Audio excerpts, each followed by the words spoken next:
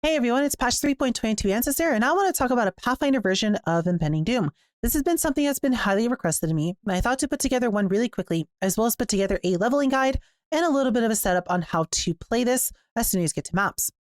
Now, the first thing I want to talk about is the notes section. The notes section is going to be very in-depth, and I've taken my time with it to make sure it's as accurate as I can, and we have modified it to make sense for Pathfinder. So I really implore that you look through this and you take the time to actually read what I put for each act, as there's quite a lot of small things here and there that will help make your experience a lot easier.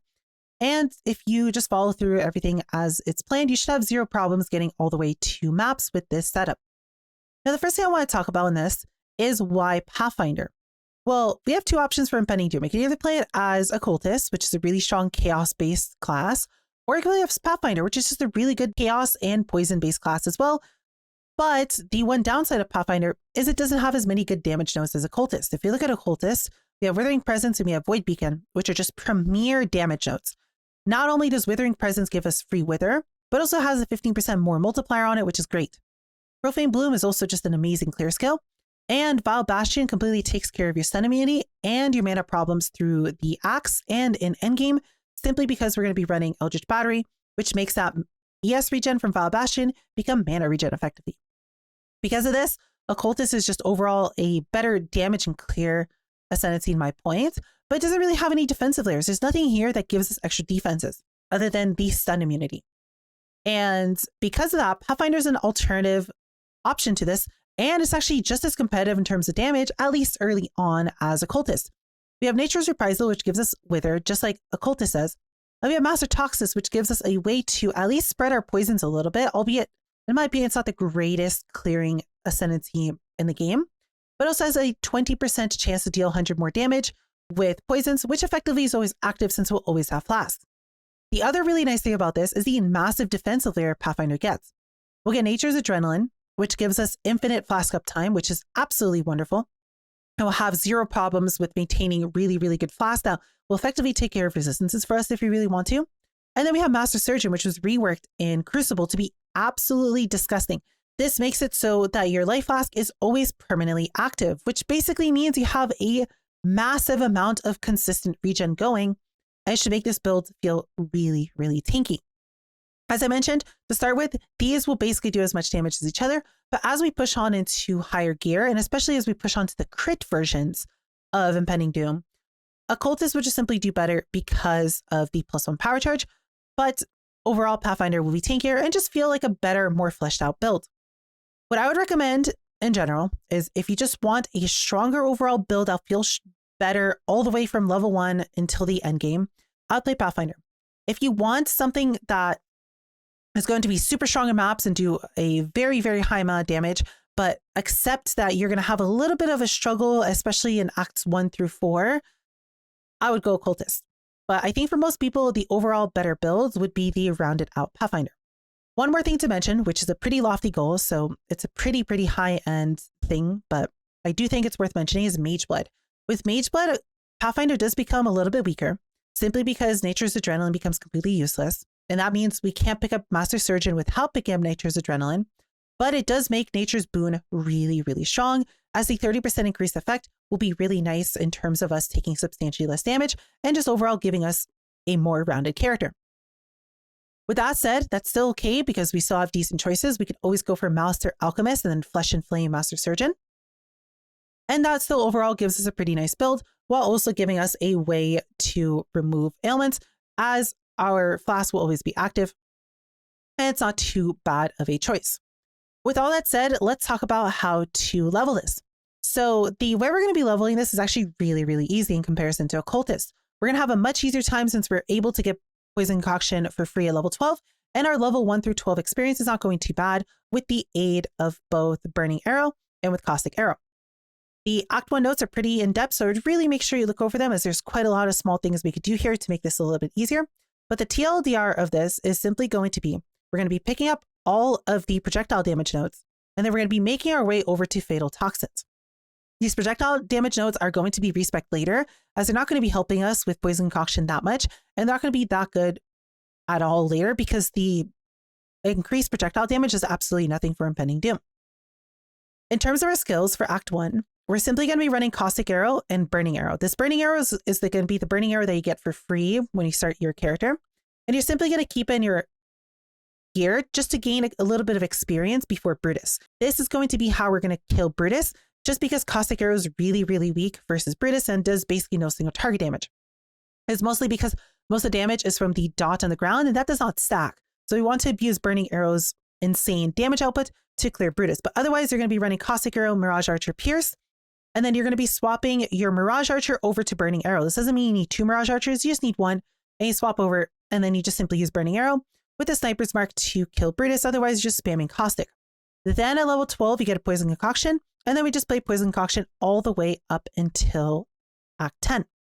If we want to look at a tree, for Act 2, the first thing we want to do is we want to immediately rush and get Fatal Toxins. Now, you do have another option of picking up Replenishing Remedies first, but I would really recommend just finish off Fatal Toxins, as this will give you a little bit of poison chance, and the Mastery is really nice to make the clear feel a little bit better. Afterwards, I would immediately rush Replenishing Remedies. This is going to take care of all of your Life Flask needs. Poison Concoction is a skill that scales off your Life Flasks, and because of this, you really need to focus on your Life Flask. You want to make this give you as much health as possible. The first number that you see on your Life Flask, the Recovers Life, is the number you care about. You just want to make that as big as possible. And ideally, you want to run a few of these Life Flasks together. You want to run 3, 4 Life Flasks if you can, and then 1 Mana Flask. And then that should give you more than enough charges, especially with Replenishing Remedies in the Mastery. Never run out of charges, especially on bosses. You can play around with this a little bit. You don't necessarily need 3, and I would recommend to just do 2, but you can do 3 if you feel like you want to have just a little bit more Life Flasks to play around with. But that does mean you will need to upgrade all 3 together when you do finally get a new Life Flask here, because Poison Concoction seems to either be changed or bugged. We are not exactly sure. I've talked to people about this, and people have sworn that it has not worked like this in the past. But Poison Concoction, every time you attack with it, the Life Flask charges that will consume is random. It used to be left to right. So you just have your strongest flask on the left, but now it's just random. So if you have a really bad Life Flask and 2 really good flasks, well, a third of the time it's going to use your bad Life Flask and you'll do no damage. At the same time, you're going to be using your Mana Flask to deal with all of your mana problems. So do make sure you upgrade that as well. Afterwards, we're going to go and pick up Acuity, and we're going to get the Mastery that gives us 500 accuracy rating. This should basically completely accuracy cap you from Act 1 to Act 10. They should have no problem with that at all. Then in Act 3, we are going to be picking up Swift Venoms. This is going to poison cap us. And at this point, we're going to be working towards Charisma, as well as picking up Multi-Shot for additional projectile. The way this skill works is you shoot out a bunch of projectiles that explode. Those explosions actually overlap, and a monster can take damage from multiple of them and get multiple poison stacks. So Multi-Shot giving additional projectile, that effectively means 25% more damage, assuming you can hit all 4 projectiles, since we'll already have 2 more from volley. This might not always be the case. It might be a little bit hard to hit all 4, especially on smaller enemies, but on most of the Act bosses, their hitboxes should be big enough to where this always works. And if not, it'll make your clear a little bit better by just letting you hit a little bit bigger of an area. After this, we want to go work towards Charisma, because as soon as we get Charisma, we can swap out our Herald of Agony for a Grace. With Herald of Agony and with Swift Venoms, you're actually at 125% chance to poison. So we just drop Herald of Agony in favor for a better aura. And that should happen either towards the end of Act 3 / the beginning of Act 4. After that, we're going to come and take care of our mana. I personally really like picking up Clever Thief and the Leech Mastery. This kind of fixes all of your mana problems. This only is going to work off of the base hit of Poison Concoction. It's not going to work off the poison damage. But for the most part, this should completely take care of all of your mana problems, and you really shouldn't have any other issues past this. You might want to keep a Life Flask, because sometimes if you don't hit enough enemies, or if you don't hit enough of your overlaps, this won't give you enough mana. But for the most part, it should make it so you never have to actually press your Mana Flask. Then we're going to pick up Herbalism and a Life Mastery, so we're a little bit tankier. And then we're going to start working up our way towards the Shadow area, picking up Wasting in Act 5, and then in Act 6. Now, for Act 6 through 10, I just made 1 tree, but it's pretty easy. At this point, you can choose kind of whatever you want to do. I would honestly prefer to pick up everything in the Shadow area. This is just a really good chunk of stats. You get a little bit of life on kill. You get quite a lot of just generic damage nodes, and Fangs of the Viper is just great because it also gives you movement speed. I would also recommend to pick a Blood Drinker if you just want to be tankier before picking this up, and getting the Mastery to where you get 15% max life if there's no life modifier on your chest plate. This is really good and makes it so you don't need life on your chest plate. It should make you really tanky. Once you have all that, I would recommend to start going up and picking up Atrophy, pathing through Written in Blood, and then getting ready to either pick up Instinct or to pick up Innervate. Spell Suppression is not needed, but it'd be nice to have right before you go into maps, as this will make you quite tanky. And just by picking up Innervate and picking up Instinct, you're a 98% spell chance. You're a 98% spell suppression chance with the spell suppression is lucky node. And this should feel really, really strong, especially in the first few maps. Your other option is to immediately rush for Eldritch Battery. But the only problem with this would be that you would need a few ES bases, but that will completely take care of any other mana problems you have. And at that point, you could potentially drop Clever Thief, assuming you have enough ES bases on. But this is also something you just pick up later once you have your build put together and you swapped over to Impending Doom. The last tree in here is going to be a Impending Doom swap that is going to happen sometime around maps. Basically, we're dropping Swift Venom since it's not really useful. We're picking up Intuition to get a little bit more spell suppression just because they're really good life node. Picking up Revenge of the Hunted so we have more life. And then simply just going and pathing over to Growth and Decay for more damage. Pick up Serpentine Spellslinger since we need it, and Steeped in Profane. This is a setup for about 84. So this is what I kind of expect you to maybe have in around yellow to red maps. And then later on, what we'll be doing is we'll have one more setup that will take us from this over to a Cluster Jewel setup. We'll drop everything at the bottom, go towards the left because it's a little bit better, especially since we get Overcharge. It's going to be really good for cast speed and for some tankiness while mapping. Pick up Magebane. Now this is going to make it so we're not spell suppression capped anymore, but at this point I expect you to get the last 30% through gear. Should be really easy to only get 30%. And we'll go path over to Silent Life Field just because it's worth it for the extra health. We'll also be getting a cluster at this point. Now let's talk about the Ascendancy really quickly in the order in which I honestly would say you should pick everything up in. So your first Ascendancy point is always going to be Nature's Reprisal in my opinion. You can go Master Toxics, and I think a lot of people do this, but the problem is the Poison Prolif only happens while you have a Flask going. Because you're going to be playing Poison Concoction, this isn't going to really be that good, simply because you're going to be running a lot of Life Flasks.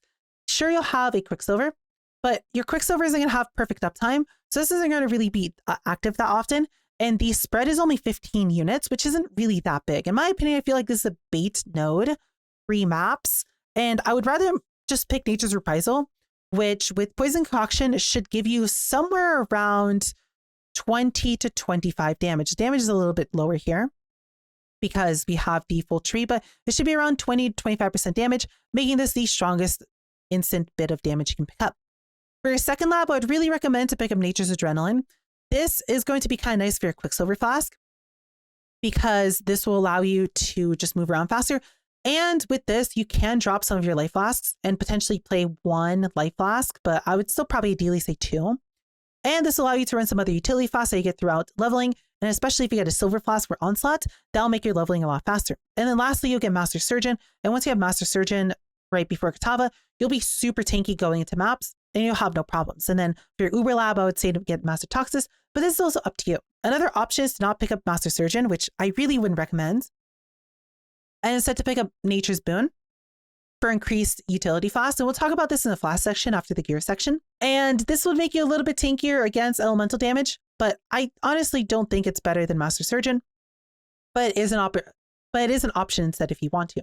Next, to talk about the bandits, we just want to kill all bandits, but another good option is to actually kill a Lyra. This will give you some mana regen, which might help you if you're struggling. And it'll give you a little bit of resistances, which should make leveling feel a little bit better as it'll keep you res capped really nicely. But the thing is, we don't really need this once we get to maps because we're going to res cap so easily that the res isn't going to really do anything. They'll be swapping to Impending Doom basically immediately once we are in maps. So the mana regen really doesn't do much either since we'll be using Eldritch Battery to take care of most of our mana problems and because we'll be using a minus cost reduction mana flask and minus cost reduction mana rings. As for gods, honestly, it's just a choice between Lunaris and Solaris.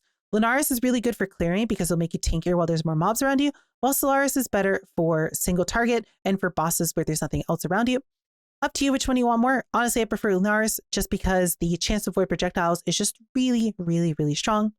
For your minor god, your options here are to either go Tukohama for increased physical damage reduction when you're stationary. This might be okay, but honestly, I just prefer to pick up Gurukthul instead because it's just going to give you phys damage when you get hit, and you pretty much always get hit. The other option that's not bad either is to instead just go Abarath for the reduced duration of ignites on you, and if you upgrade it for the unaffected by burning ground, which actually can kind of hurt a little bit, and it's kind of a pain in the ass. Moving on to gear. Now, the gear for this is going to be exactly the same gear that we're going to be using for the occultist version. There really isn't anything else you want to change, and it's literally just cookie cutter build for both builds, other than the class that you're going to use. These might change a little bit for Pathfinder. Now, the most important thing that we're going to be talking about here is going to be Vixen. This is an item that you basically need to get immediately. If you want to quickly talk about the swap over to Impending Doom, you are going to be able to swap as soon as you get Vixens, and ideally an Apex for the increased damage, and a Denim Bait for the massive damage amp it gives you, and effective pseudo 5 link super early on. With that said, Vixens is the only real important one just because of the way Impending Doom works. So Impending Doom is a skill that's going to apply a debuff onto enemies. This debuff is applied by the curse that it's linked to. When that curse runs out, that debuff is going to go away and then Impending Doom is going to trigger. So ideally what we want to do is we want to keep spamming Enfeeble, but also spam removing at the same time. Well, Vixens can allow us to do that. If we are casting Enfeeble with our main link, they'll apply Impending Doom, and then whatever curses will be in Vixens will also trigger, and then they will just override all of our curses, assuming we are applying more curses than we have. So what that means is we will want to run 3 curse limits. We're going to get that by having 1 by default, a second from Whispers of Doom, and then a third from Vixens. But we're going to be running 4 curses in total. So what's going to happen here is we'll cast Enfeeble, Enfeeble will get applied. Then the gloves will cast the curses inside of it. And depending on the order that we put these in, 2 of them will be applied. And then the third one will immediately override the oldest curse, which is going to be our curse from Enfeeble, which will then proc Impending Doom. Since we're holding down Enfeeble, then Enfeeble immediately override another curse, and the chain will just continue. We are effectively permanently holding 2 curses on the enemy, and then the other curse is flip-flopping with one of the curses for the uptime. Now, with that said, the order in which your gems will be inside of your gloves really does matter. Ideally, you want punishment to be the one that gets replaced, because punishment only works against enemies that are low life. So if this isn't going to have full uptime, that's no problem, because it's not doing anything for us anyway on high health enemies. Well, we want Despair and Temporal Chains to always be active. Because of this, what we want to do is we want to put our punishment in the top left slot. That is going to be the slot that is going to get overridden and effectively not have full uptime.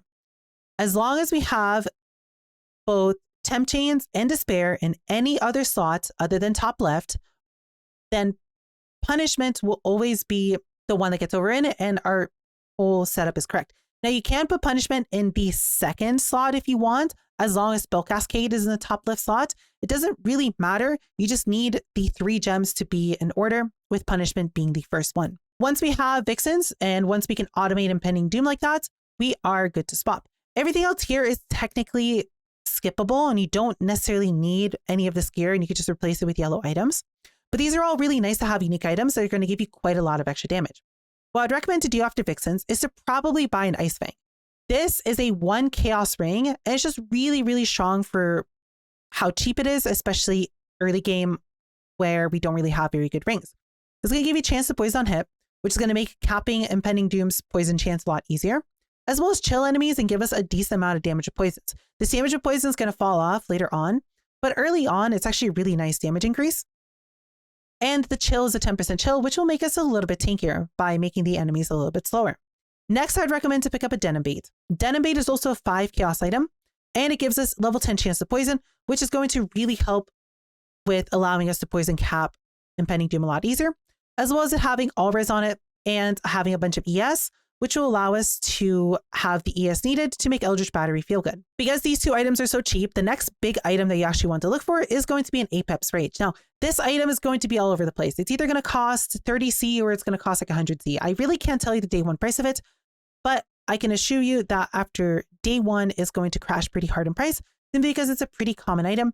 And worst case, it'll probably be like 30C at most, but this is by far your next best option. Impending Doom has one of the highest effectiveness of added damage in the game. It actually shares second place with Fireball. The only thing that beats this outside of Vol skills, which I don't really count, is Discharge. And Discharge is at 600% effectiveness of added damage. But outside of that, 370 is really, really high. And as I said, it shares second place. Because of that, the added chaos damage to spells on Apex is absolutely nuts, especially for an early game item. And it's going to just absolutely make your damage be crazy. It also has cast speed on it, which is really nice. It's going to make your build feel a lot better. And cast speed is one of the main multipliers of damage, assuming you have enough cooldown reduction to keep up the cast speed. Lastly, the poisons you inflict deal damage faster is great to have. It'll just make your poisons feel more like hits because everything will just die instantly. And the lose 40 mana when we use a skill really doesn't matter because we're going to be reserving all of our mana anyway and using Eldritch Battery and Energy Shield as our actual mana. So only downside really doesn't matter. The only bad thing here is the 200 int. Now, the way you're going to deal with this is just get an int roll somewhere.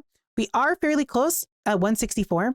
What you could do is take a passive point before you swap over to cluster and pick up Thieves Craft here for 30, and then just get one more int roll anywhere on your gear. Most of the yellow items here don't really have too many suffixes on them or prefixes. Most of this gear is kind of just cookie cutter, as well as the gems being super, super basic.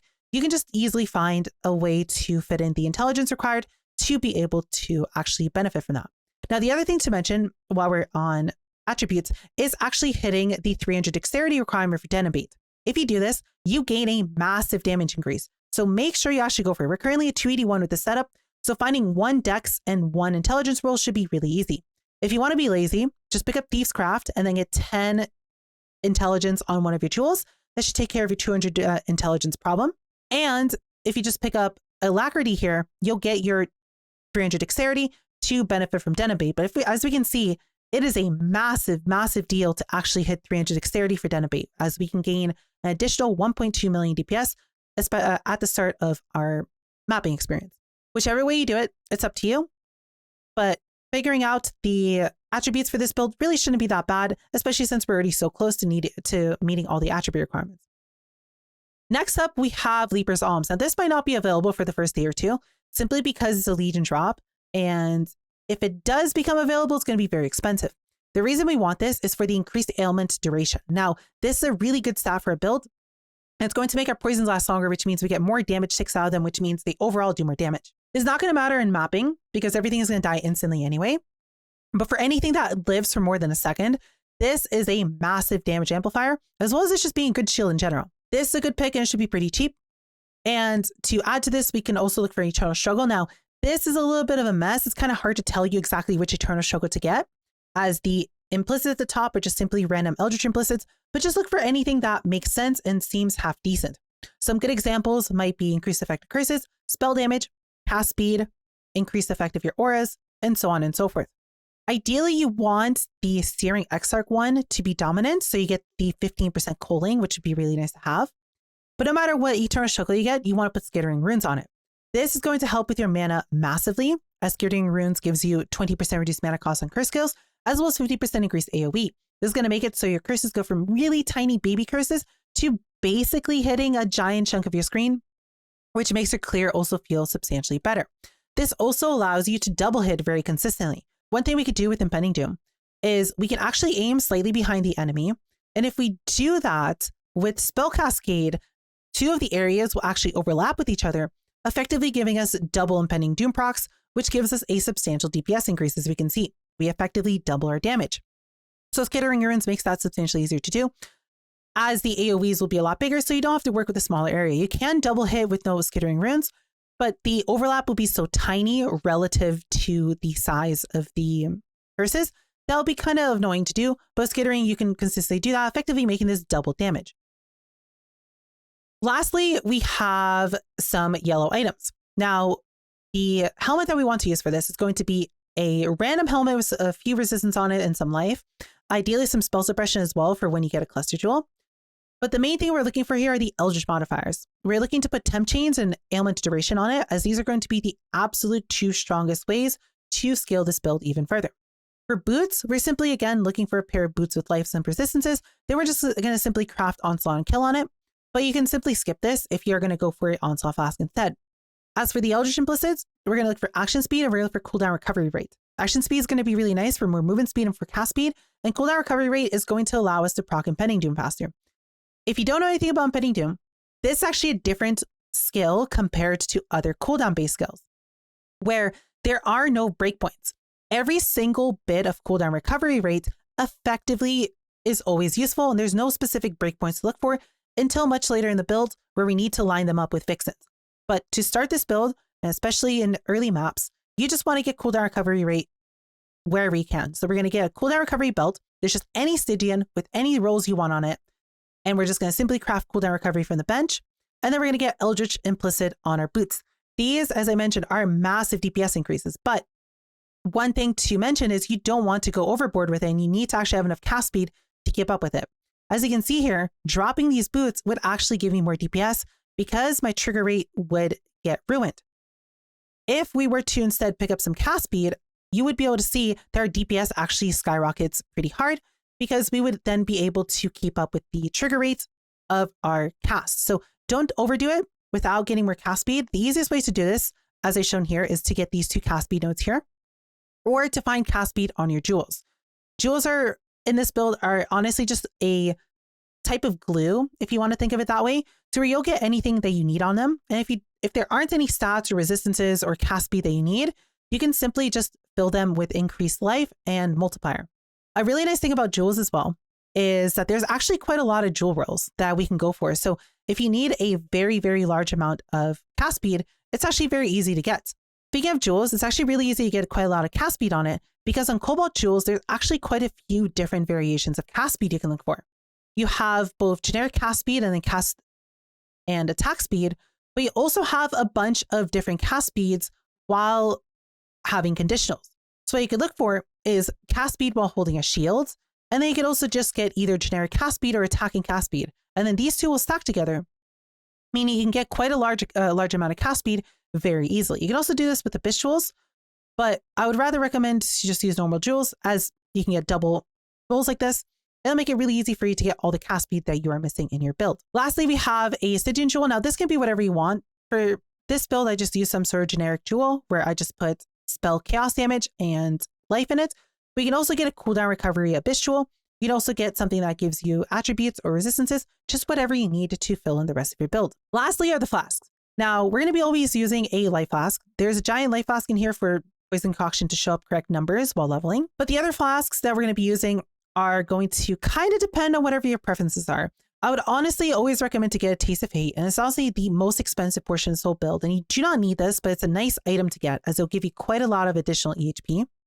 But for the other flasks, you can tailor them to whatever you want. So in here, I have a Quartz flask for phasing. I have a Quicksilver flask, I have a Granite flask. But if you want to be a lot tankier to elemental damage, you can drop the Quartz flask, get more spell suppression on your gear, and instead go for utility flasks that give you more resistances and more elemental damage reduction. So what we could do is instead either pick up a Topaz flask for less lightning damage taken and lightning res, or we can pick up a Ruby flask for the fire version of it.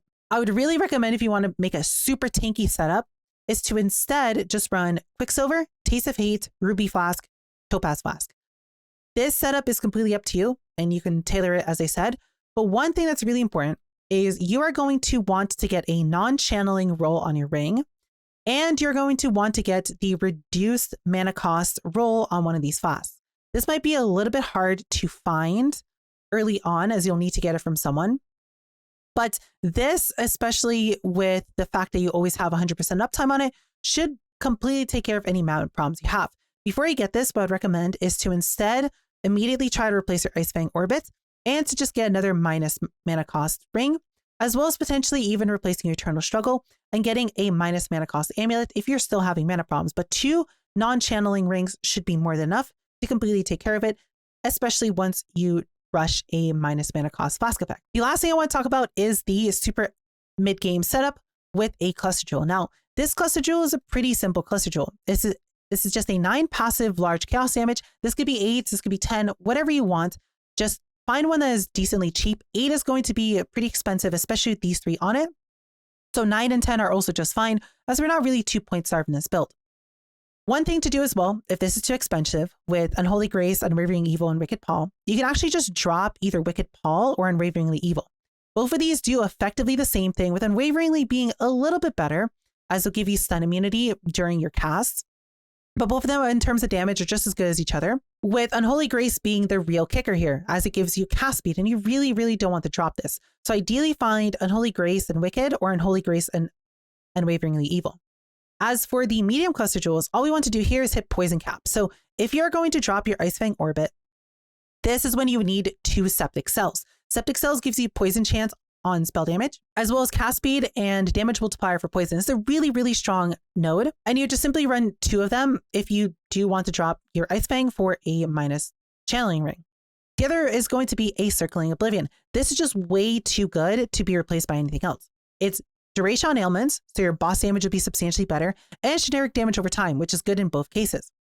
The other side, if you're not dropping your Ice Fang Orbit, you're instead going to be running Circling again with a Flow of Life. Now, you can change this for whatever you want. I personally really like Flow of Life because it gives you a little bit of life and a little bit of regen, which will feel really nice.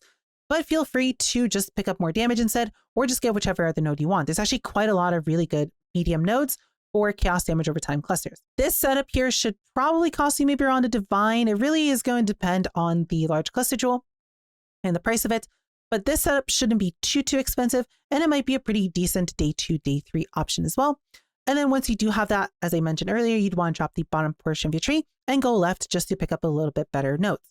Overall, I honestly really like the Pathfinder version a lot more. I just feel it's a lot more well-rounded, and I feel like it just takes care of your defenses so much better with Flask early on. And in my opinion, just playing with permanent Flask at time just really feels a lot better.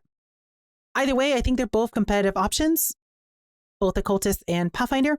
And honestly, at the end of the day, I would just choose whichever Ascendancy you like the most. And honestly, if you don't want to stick with Impending Doom or want to potentially have the option to reroll later, I'd maybe pick which class you want to potentially play a build of later on, rather than which class is necessarily immediately better. But if you do want a more well-rounded build, well, I hope I made a good argument for Pathfinder. That's all I really have to say for this video. I hope you guys enjoyed it. If you have any questions, feel free to leave them in the comments below or come by my Twitch. I stream every single day. I'll be more than happy to answer any questions you have on there. Other than that, I hope you have a wonderful rest of your day, and I'll see you kitties in the next video.